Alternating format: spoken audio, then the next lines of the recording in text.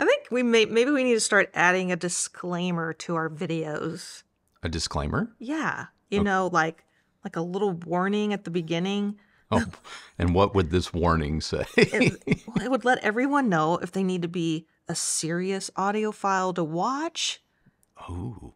I mean, think about all the good we would be doing by telling you up front if a product is aimed at you, the serious audiophile, or just us mere audio simpletons. Okay, so if it's for, you know, the real ones like Carl or, you know. Well, no, like Tag here. Tag says, okay, no serious audiophile uses Marantz for amplification. For preamp, SACD, etc., meh. But amplification, double no. No way, no Probably how. same reason you don't get a sub from B&W. Why did they have to drag B&W in it? What did B&W do? I don't know. I don't know where some people get all these absolutes. But think about how much better Tag's day would have been had we had the disclaimer. Had we just been like, warning. Yeah. Fun is coming. You might want to tune off. I love that. Love that. Sound off in the comments if you think we should do that or not, because I vote yes. All right. I vote yes. Well, and I can tell Thomas, our next viewer comment, has been spending a lot of time probably on the forums. Okay.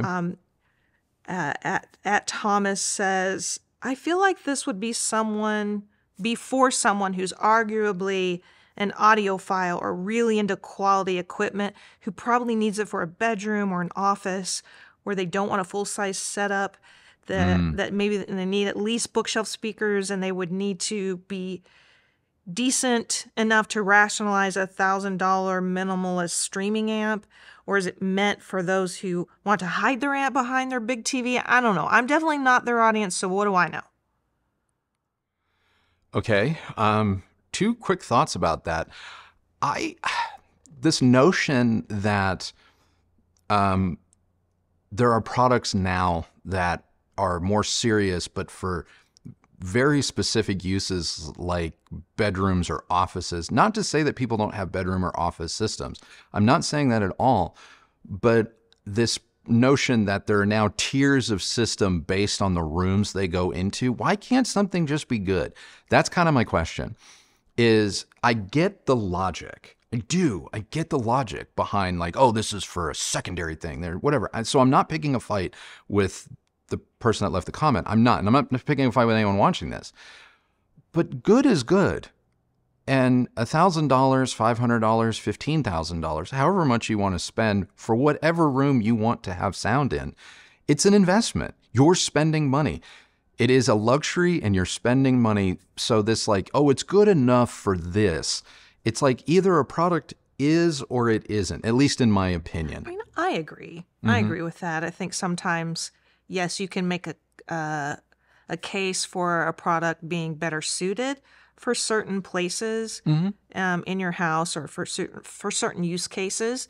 But I think that I think a lot of people are often quick to isolate products as being either good for this or good for that, and there's no in between. Yeah. And I think that that's something that I would like to see change, or I would love for people to be more open-minded too.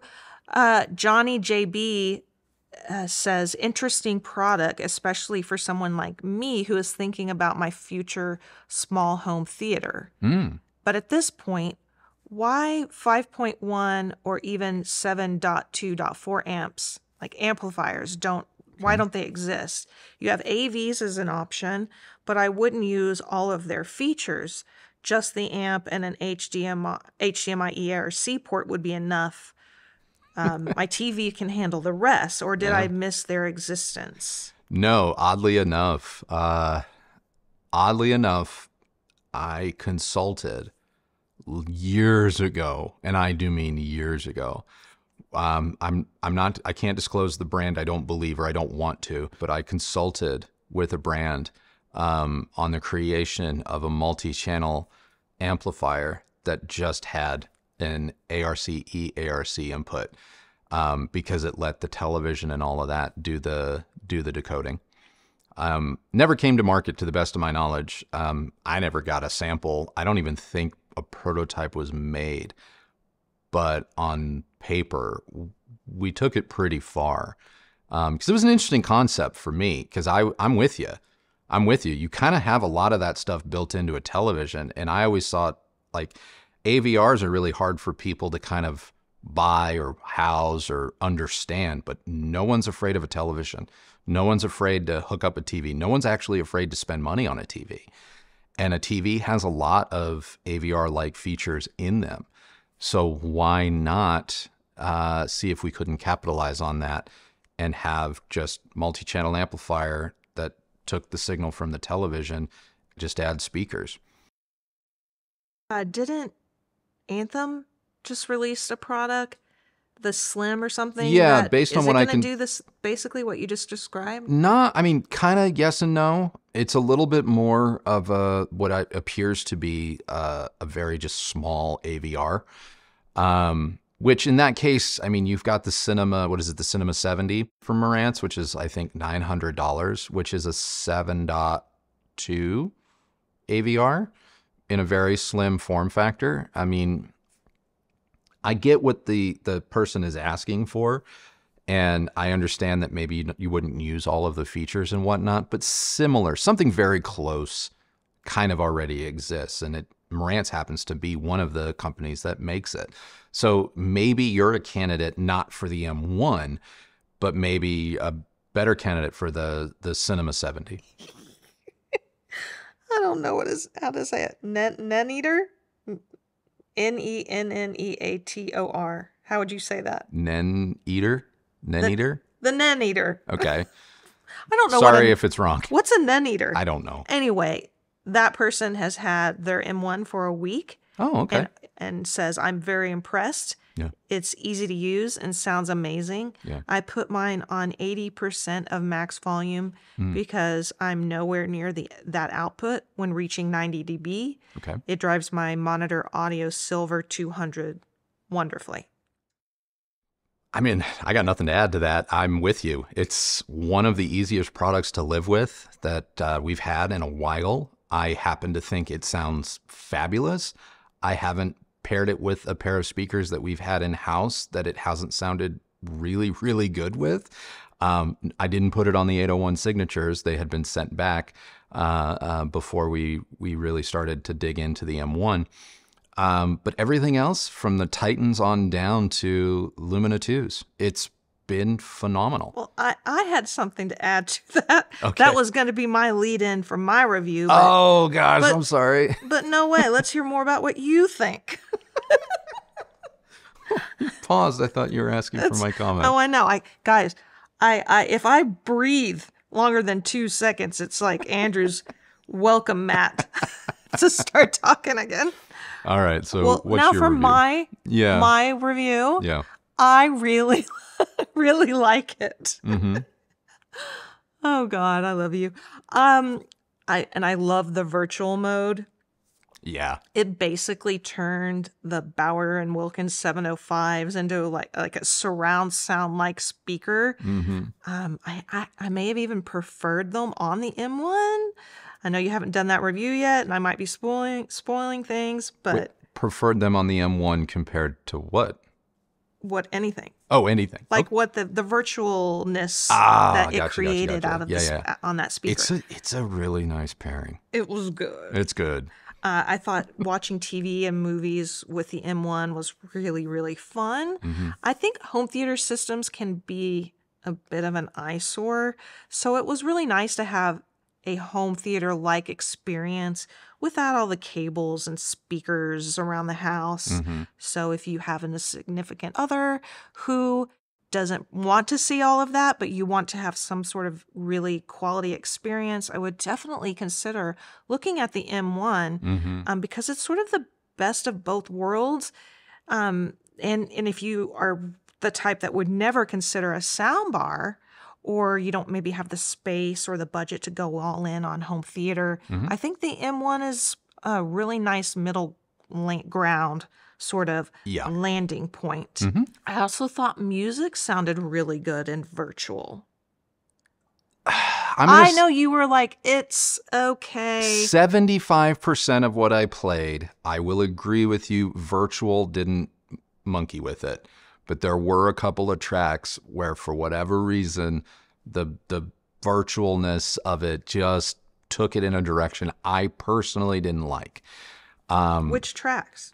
Well, like I said, the Beth Hart's album, Screaming for My Supper, virtual through the Titans was a mess. And virtual through the B&Ws on that same album wasn't great. But, you know, there were quite a few tracks on Apple Music that had a Dolby setting on them, that when you pop it into virtual, it was like, oh, wow. I don't want to be too flowery here, but when the virtual mode is working and jiving and everything is agreeable, it almost feels as if you've invested something more in your speakers. They kind of, not tonality wise, but just capability, size, scale, dynamics, presence, they hit another level. That's so funny that you say that, because what I was going to say next was that there was just more to enjoy with the virtual. Yeah. And I kind of liken what virtual mode does to a well-mixed Atmos track that is being played through like just a normal amplifier. Yeah. There was just a more like a fullness to the sound that wasn't always there, or it was just a little lessened when it wasn't in the virtual mode. Yeah. One thing I wanted to talk about really quickly was, you know, like the Class D topology versus AB. Yeah. Now, I mean, I think a lot of people that watch our channel know that I am very much a Class AB enthusiast. Yeah, yeah. You tend to prefer it. I hate that word, enthusiast. Anyway, I like it a lot, and I typically do like AB over Class D. Yes. But to be honest, if you had never told me that this was Class D, I'm not sure I would have known. I mean, to me, the M1 and the Technics GX70 use some of the best Class D amps I've heard. They don't feel, they just don't feel as sterile to me, the way a lot of Class D amps sound to me. Okay. So I think that's why, if you hadn't told me it was Class D, I don't think I would have ever even asked. You know what else I really liked was having the Alva TT turntable back out. Yeah. It's been a while since we've pulled her out for some record spinning, and because the M1 is so small, it made it a lot easier to just have the record player and the M1 on the bench, but nothing felt cluttered. It just was a very nice setup for me. Because the Alva TT uses Bluetooth and the incoming signal is going to be digitized anyway, we could have left the Alva TT on the bench over there, on the cabinet in the back of the room, set it in Bluetooth, and sent the record signal that way. Oh, you just lost half the audience. Bluetoothing your records. Don't knock it till you try it, especially on a table as good as the Alva TT. I will say it's almost indistinguishable. Almost. I think when you're editing this, right before you say that, you need to throw up our new disclaimer. Warning again? Yeah, warning. Disclaimer, yeah. Yeah, warning, fun's coming. The one and only asks, my understanding is that a digital signal would need to be converted before being sent to the speakers.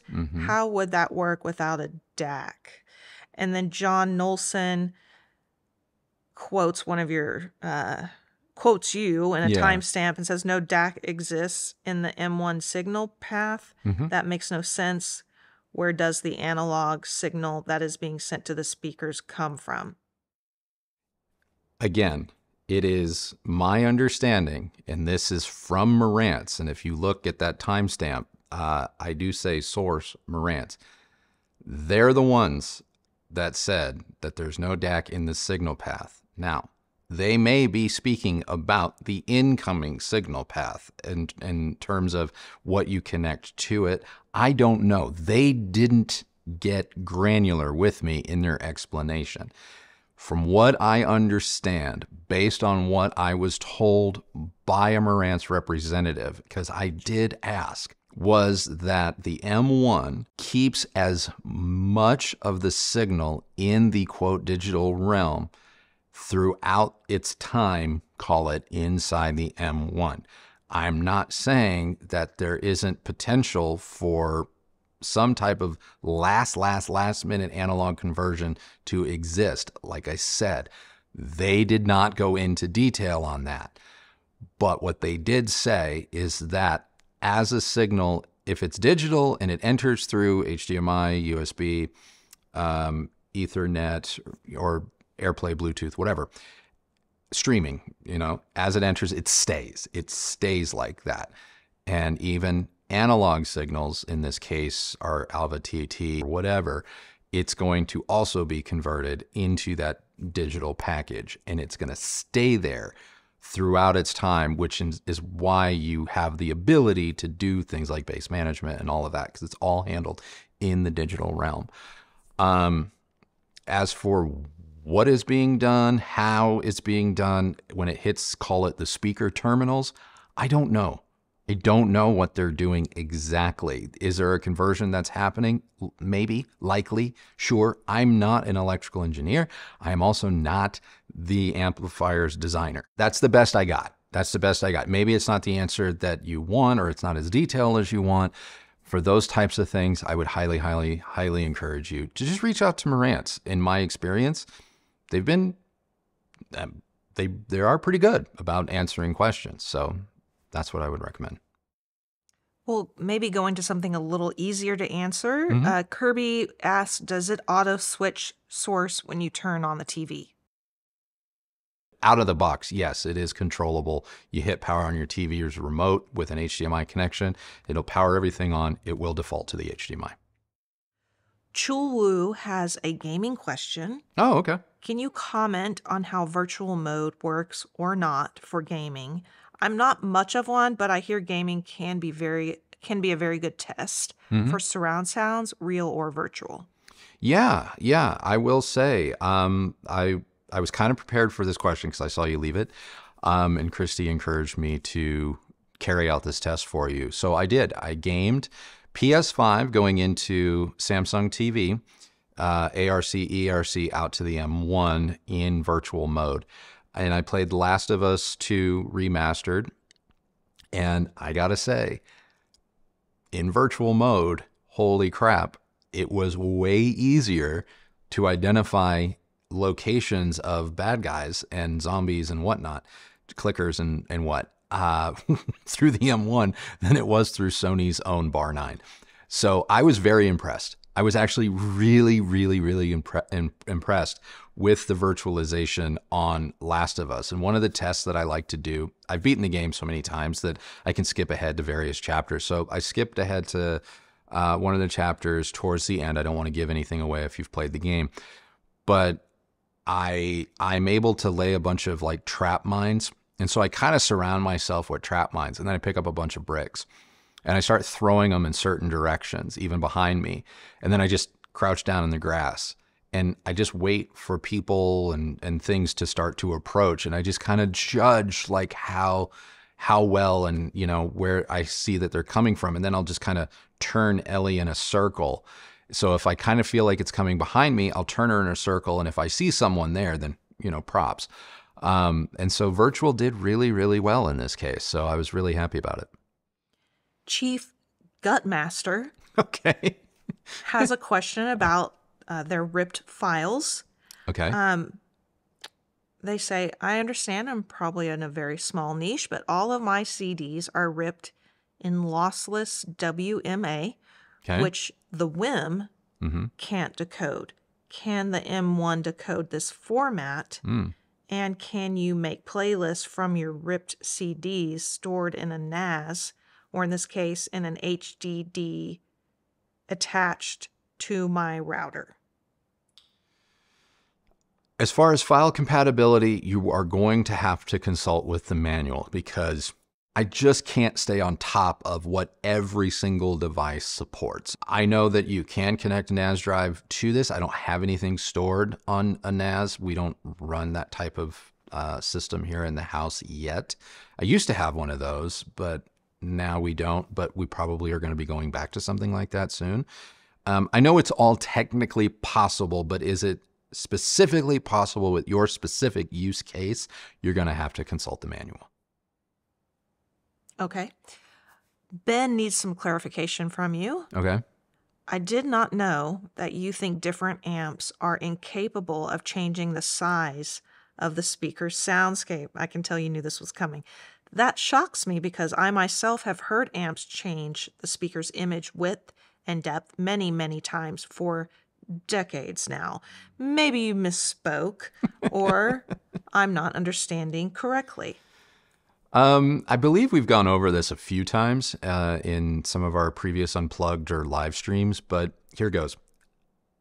All things being equal, if an amp is having an effect on the perceived soundstage, just going from one amp to the next, it's more likely that it's not necessarily changing the stage. It's just allowing the speakers to perform at their best more easily, which is enabling you through the speakers just having an easier time because they're being driven properly. It's enabling you to potentially hear, say, a little bit greater separation, maybe a little bit better control. And that is having the experience for you of changing, enhancing, and bettering the soundstage. Soundstage is more about your speaker's relationship to you in the room and their relationship to the room in general, because soundstage depth is often completely born out of distance from a wall. Not always, but most of the time. Soundstage width is often born out of distance from sidewalls. And material of sidewalls. Do you have absorption? Do you have diffusion? But it's also inherent if the speaker has wide dispersion, narrow dispersion, that sort of a thing. And an amplifier isn't really going to be able to change that. Have you always left everything exactly where it is? And then for decades, the only thing that you've changed is the amplifier. Because if that's not the case, it's going to be really hard to say that something else that you changed wasn't the thing that had the greater effect that just coincided with the new amplifier. So that's something else to watch out for. Now, in this instance, because we're talking about an integrated solution, especially one that very clearly uses DSP and manipulation, either through virtualization or just straight up voicing, it's possible that there's a way to affect the soundstage with the M1 by the designers. But if we're just talking about an amplifier, not an amplifier preamplifier, amplifier processor combination, but just a power amplifier, no, it shouldn't. I don't think, or it shouldn't, or it's my opinion, that it doesn't change a soundstage. It can make a speaker perform better and call it unlock potential that's always been there that you may attribute to changes in a soundstage, but no. Well, you can leave me a comment down below. Look, Ben was very nice. He was very nice, and I'm not trying to say that he liked the review. He just had a question. Yeah. And I think you did a good job trying to answer. Obviously, we have to move on. Okay. And I just want to get it right out of the way. The elephant in the room, HEOS. Oh. I'm not sure I've ever seen any people more disgusted over something like they've been with HEOS. I mean, okay, maybe Play-Fi, but yeah, maybe. For example, Dave. Okay. Dave thinks HEOS is garbage at best. Sebastian, I don't know how Sebastian gets through their life. App-based system, yeah, I'm out. Maybe if I can choose my music via the Apple Spotify app, but if I'm forced to use the HEOS app only, I'm so done. Okay. Listen, I tried to find out for everybody if there were going to be any updates to the app coming, because there were some comments circulating on the video where it seems that somebody thought they had some inside information for an update to the M1, like regarding Rune and other things. And some people asked, like, what about the Model 40N update, getting Rune update? They've been waiting for a long time. So I actually did reach out to my contact at Sound United to ask this very question, when we might expect some of these updates. And the response I got was, unfortunately, there's nothing I can share with you. That'll shut them up. Yeah, That'll help. Trying to help you out there, guys, but I see we're just gonna pretend the issue isn't a concern for anyone. Yeah. Anyhow, Brian Smithson has had the M1 for a month. Okay. And he can't turn it off.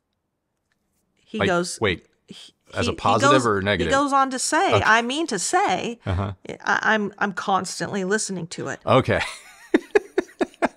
See what I say, guys? If I breathe for like a second too long, Andrew's... For the record, that was a dramatic pause. Oh, was it? Yeah. Was it dramatic? That was a dramatic pause. I guess I should start giving you some disclaimers. Yeah, all right. Anyway, they run the M1 with Rune via AirPlay 2. Yes, this unit has AirPlay. I also saw comments in there, if it doesn't have AirPlay, it's like, are you even watching the video? I swear, some people, you can't even help yourselves. Yeah. There are some HEOS workarounds. Motion has a tip to get Tidal to show up through HEOS. I know you didn't test Tidal because we don't use it anymore. Yep. Mosin says, even with Tidal Connect, HEOS is okay. The trick with Tidal is to create playlists, and then they will show up through HEOS, making finding music a bit easier. Okay. So thanks for that tip. Larry H. has a Qobuz tip. Okay. For Qobuz users, it's easy to use mConnect or Audio Nirvana Studio to stream Qobuz via UPnP to the Marantz. I don't know what any of that means. It's all just file protocols. Okay. Speaking of Qobuz, Stu is doing a good job at keeping things in perspective. Okay. As an aside, the best estimation of subscribers for Qobuz globally is 200,000. Rune is around 300,000 subs. For comparison, Spotify is over 600 million. I know where I would put my money when it comes to streaming compatibility. Yeah. I honestly didn't even realize that the Qobuz and Rune were that small. Oh, yeah. We're talking niche on niche on niche. And that's the part of this whole thing that I get it. Like, in our little universe, our little hi-fi home theater universe, like it may seem like we're a lot bigger than we think we are, because, we're all here and we're all conversing with one another. We're hanging out twice a week, and there's 5 or 6 other channels, and you hang out with them once or twice or 3 times a week. And it must seem like, oh my God, it's huge. Yeah, it's not. It's really not. We're so niche down at this point. If you're watching this, we are 5% of the market. Like when you starting to argue over, oh, it's Qobuz, oh, it's Rune, it's this, it's that, like, that's some serious, like, top shelf haterade right there. That is not mass market. That is pretty niche. Once Upon a Time 70 left a comment about the audio delay that you mentioned in your M1 review. Right. Apparently, it seems like maybe they came across a training webinar that explained what causes audio playback delay during the system startup. And that is because the M1 is put into power savings a default setting called auto standby, and this mode reduces energy consumption by putting the device into standby when not in use. The unit takes longer to respond when coming out of standby, and they believe that to eliminate this delay, you can switch power saving setting from auto standby to quick start. And I know that I brought this up to you before we filmed today because I wanted you to be able to test this theory. Yes. Go ahead. It does not fix what I was referring to in my video. So yes, there is a power saving feature. You can turn it off. It does make the M1 respond more quickly upon startup. And upon startup, if you immediately launch an app or a disk or whatever, it will appear as if the sound comes on quicker. But let's say that the M1 is already on and I am listening to Apple Music and I'm listening to a Halsey record on Apple Music. And then while Halsey's playing, I back out of the album, find another album, Luna, and I hit play. There is a 4-second, and I timed it, there is a 4-second pause, gap, delay, lack of sound between Halsey and Luna in the same Apple Music, whatever. Or if you go from one Netflix show to another Netflix show, and you'll see the bar, the playback bar on the track, you'll see it move 1, 2, 3, 4, and you'll even be able to see in the app the incoming signal information will go from saying PCM or Dolby or whatever it says. It'll go to 2 dashes, letting you know that it's like acquiring the signal, it's thinking, and then it'll appear. That's what I was referring to, and the power saving functionality has nothing to do with that. Well, something you did notice when you were testing Once Upon a Time's theory was tweeter hiss, and I made a note of that so you could talk about that. Oh, yeah. So when we were reviewing the M1, we used the Titans, we used B&W 705 signatures, KEF R3 Metas, and Yamaha 800 bookshelf speakers, all speakers that have low impedances, 4 ohms, sometimes even lower. In those instances, with those speakers, sensitivity, whatever you want to call it, tweeter hiss was not really audible. I never noticed it when setting up speakers, changing out speakers, things like that. The other day, I put them on our Lumina 2s to do some follow-up testing for you all in this video.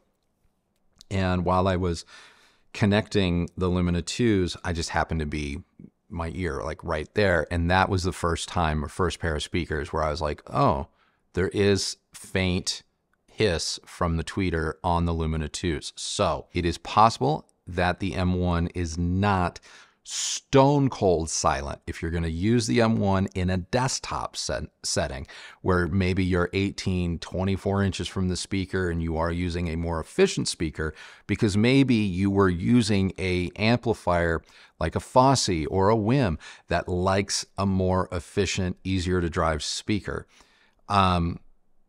It's possible you may hear very, very faint tweeter hiss. Now, if you've never heard tweeter hiss because maybe your hearing kind of tops out 14, 15 kilohertz, don't worry about it. But if you are super sensitive to that sort of a thing, I'm just letting you know there is a possibility it could occur.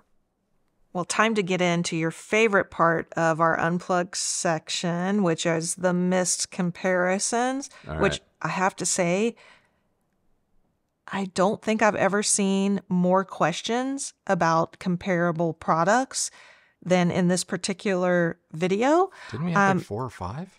Well, I mean, we did, but there, there's always you can always do more. All right, Robinson. Okay, hit me. Well, so let's start off with the TECHNICS GX70, which we alluded to earlier. Rick Davis wants to know, how would you compare the features and sound of that unit to the M1? Very comparable. Very comparable. You could argue that the TECHNICS is actually a little bit more flexible because it has more inputs. It also has some room correction built into it, which is unique to the GX70, but the G700 and the R1000 don't have it.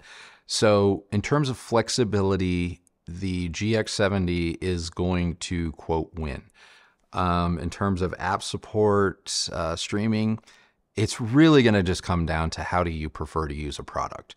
Because AirPlay, Bluetooth, those are all in both products.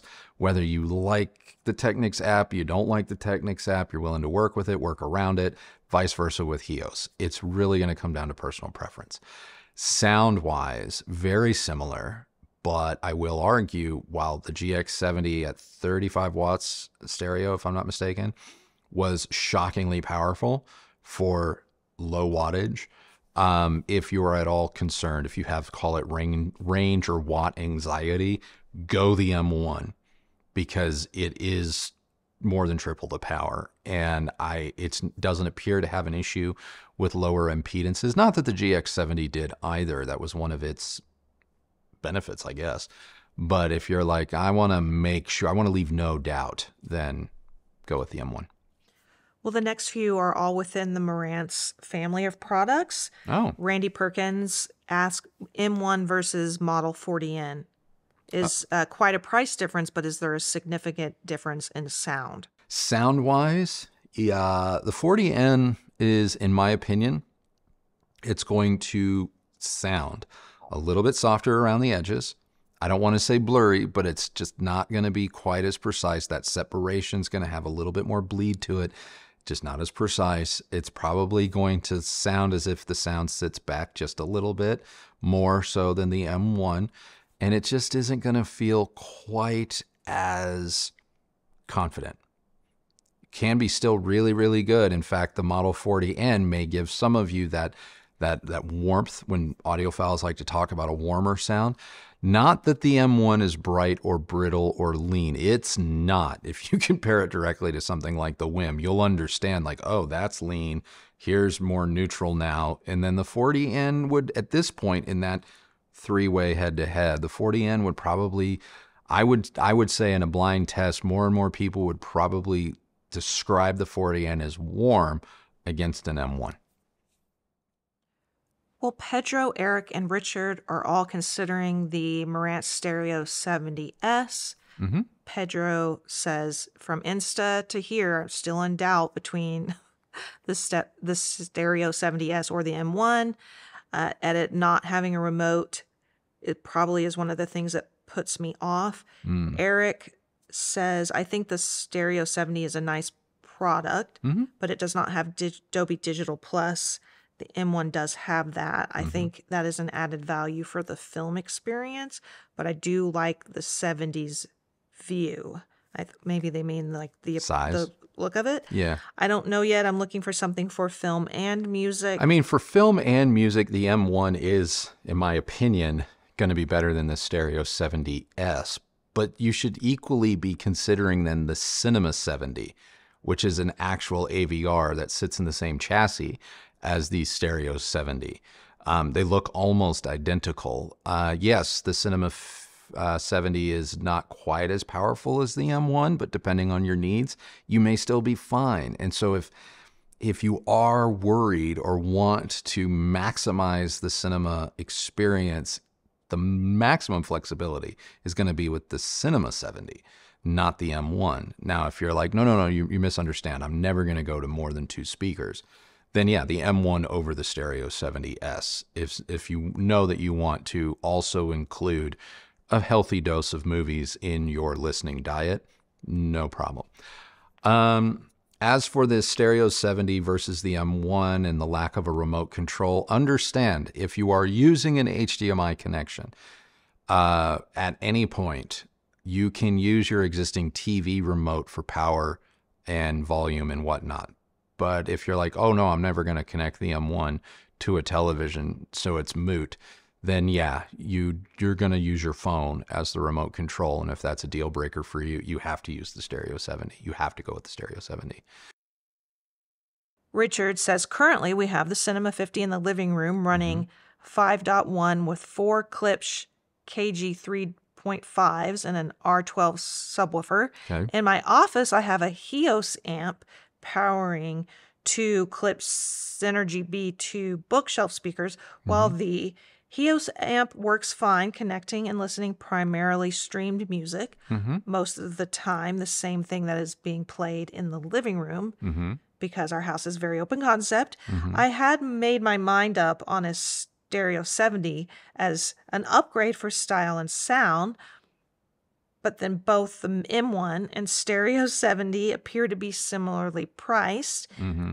I like the appearance of the Stereo 70 better than the M1, but you said the M1 sounds better. Yes. Do you think it sounds that much better? I cannot go somewhere in our small city to listen to them side by side. Given that if you're thinking of the M1 for your office and you're using a HEOS amplifier, if I'm not mistaken, those are already pretty small and aimed towards like a secondary or a whole home audio type setup, the M1 makes more sense if that's what you're coming from. I really believe that. And if you're going to be primarily streaming or communicating back and forth between Cinema 50 and sort of attaching the M1 in a more distributed audio way, yeah, I think the M1 is the better call. And I do happen to think it does sound a little bit better, a little bit more resolute, just a little bit more higher end, if you will. So that's where I would steer you. Time to move on to one of my favorite product comparisons is the WiiM amp. Oh, yeah. The former butler says the WiiM now has room correction and a free over-the-air update. Larry H. also lets us know that they have tested the WiiM's room correction and it's more than adequate. In fact, it reminds Larry a great deal of Yamaha's WiiPal with how it's implemented. Sure. I know I asked you to whip out our WiiM amp and install the update. Yep, I did. I have now tested our second WiiM amp with the update. I can confirm that it works. I can confirm that it is a very, very nice value add. You don't have as much control over the target curves. It is only available, as I understand it, using Apple devices. That's likely due to the fact that the WiiM app knows the microphone calibration because Apple microphones are one or two examples as opposed to Android, where dozens and dozens and dozens of people make Android phones and they can all use a different microphone. So it would be very difficult to, create an app or a solution for all of that. It's free. It was added. Why not use it? Before and after, when I was listening to our Lumina 2s with the WiiM amp, before and after, is it noticeable? Sure. And it's easy to turn on and off because really all it's doing is it's creating PEQ filters and applying them to the PEQ section of the WiiM app just automatically. And then you would go into the EQ and just turn it on and off. So it's a value add. It's a value add that didn't cost anyone a dime. And so that's always going to be a great thing. And it does, like I said, all intents and purposes, it does work. All that said, on our Lumina 2s, where I did a direct A/B test over the weekend with the WiiM, with EQ, directly compared to the M1 with no EQ, I still preferred the sound of the M1. The M1 just has the ability. It has more control, more confidence, a bit more body, greater presence. And I'm talking stereo and stereo, not virtual versus stereo. That's unfair. Well, I want to switch to a different product. Okay. AUDIOLAB. Neiman 11 wonders how the M1 compares to the AUDIOLAB 9000A. I feel like I'm going to be a bit of a broken record here, or I already am. It's going to come down to, can you get by or get away with the number of input options that the M1 affords you? If an optical and HDMI, Ethernet, and one analog input is enough for you and everything else you're going to do is wireless, and you don't need anything more than that, go for it. The M1 is amazing. But if you're like, no, man, I don't want my records digitized. I want two turntables. I want my CD player and this and that. then you are going to have to look at a different product. The M1 is not going to be for you. You need to be looking at something like a 40N or a Model 30 from Marantz, which are more comparable in price to the 9000A. Sound-wise, though, I think the M1, again, if you want a more exacting, controlled, a little less analog sound, the M1, in my opinion, is going to sound as defined, as separated, but probably in the woofer department, probably a little bit even more controlled than the 9000A. Well, what about the 7000A or the 6000A from Audiolab? The 7000A is like an $1,800 product, Yeah. and the 6000A is pretty heavily discounted. Yeah. On a lot of sites. So Now the 6000A is not going to give you HDMI connectivity. The 7000A will. The 9000A does not. The 7000A is the only Audiolab device that has HDMI. Why that is? No idea. I don't make the rules. It's, again, can you or can you not get away with the input-output options between the various pieces? That's a personal decision. I can't make that for anyone else. Sound-wise, the M1 will hang with the product all the way up in the echelons of about the 9000A. I think the M1 will sound as good, if not better, than the 7000A. I definitely think it sounds better than the 6000A. And I think all Audiolab products are great. I really do. But that, to me, is the strength of really what I believe Marantz has done here with the M1. Like, I genuinely was surprised when we hooked the 705 signatures from Bowers & Wilkins up to the M1, and they sounded not only just like, oh, they sounded surprisingly good. No, they were effing great. Yeah, I'm not going to say that the M1 kicks the snot out of $10,000 amplifiers. It doesn't do that. It's not going to replace a Macintosh MC312. But for $999 or $1,000, whatever you want to call it, it is surprising what Marantz has done. I mean, I love Audiolab products. I do too. They're great. I was a huge fan of all three of those. That we, the 7000A, I still think is a fantastic product. Yep. But I think one thing that is important to differentiate between these two products is that the M1 has that virtual mode that you will not get from the Audiolab products. So if that doesn't, matter to you and you're more of a traditionalist, maybe the Audiolab is going to be a better fit. But I think the M1 may surprise a lot of people if they just try give it a chance. Yeah, but, absolutely. We felt very similarly about the NAIM UNITI Atom back in the day. We, because it's got a smaller amplifier in it, that was hard for a lot of people to understand how it could be enough to power certain speakers. We did have a couple of questions from our viewers asking for a comparison between the M1 and the NAIM UNITI Atom. 4689 Andrew says, how would this compare in terms of sound quality? Ning Sang says, is the NAIM UNITI Atom worth the extra? Connor Pearson, how does it compare again to the UNITI Atom? Surely that's the giant killer comparison. And living with both products now fairly extensively, although I was not able to directly A-B compare them because we don't have an Atom anymore. I would take the M1 over the Atom. I would, especially knowing that it's a third the price, or if not a fourth the price, because the Atom, for some reason, continues to go up in price. I will say the Atom's physical form factor, industrial design is still just beautiful. That top lit volume knob is sexy, and the screen is, while not a touch screen, it's still really good, and I do like it. The M1 is smaller than the UNITI Atom. The UNITI Atom is Class AB, and so it does get warm. The M1 doesn't do that.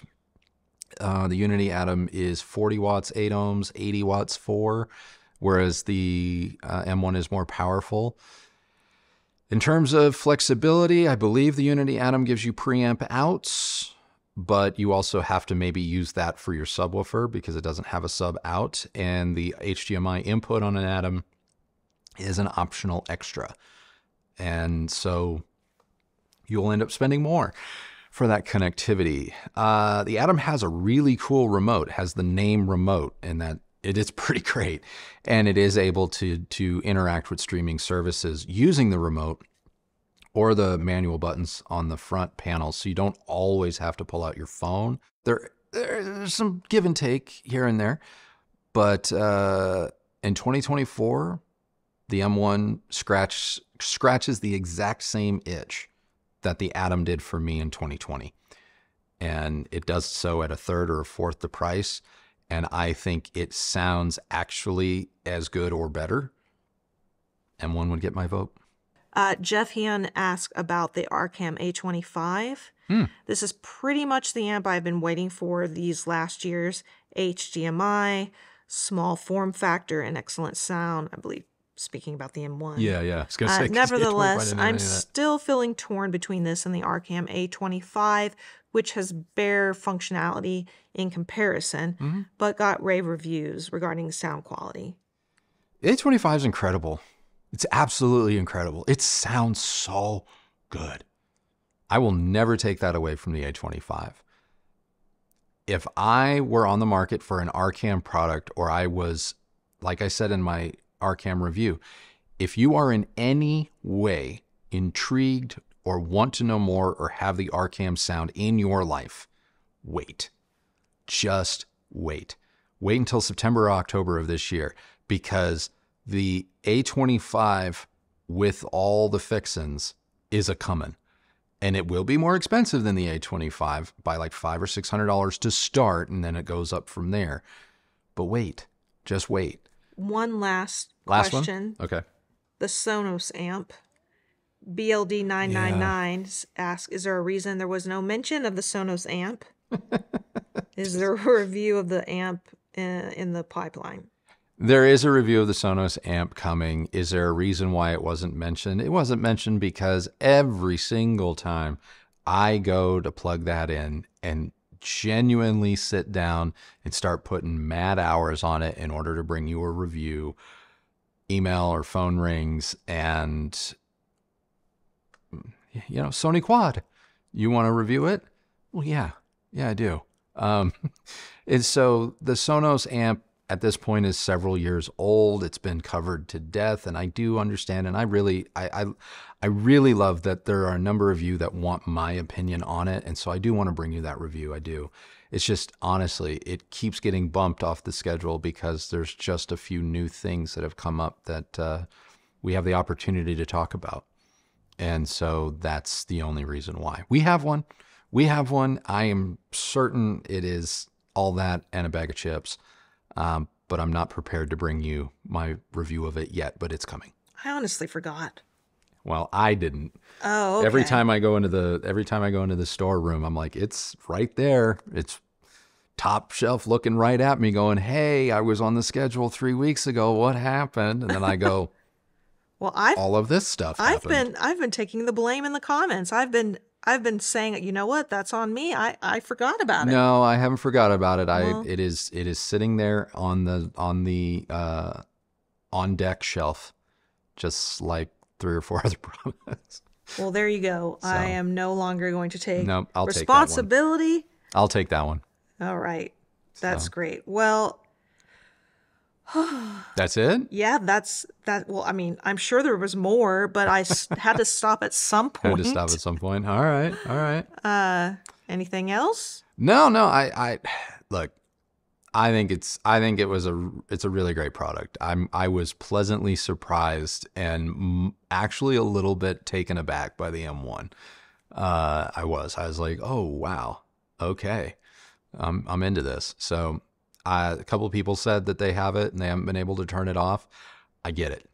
I do. I get it. It's one of the few amps that I kept plugging in over the last couple of weeks because it just always worked and I always liked it. So, yeah.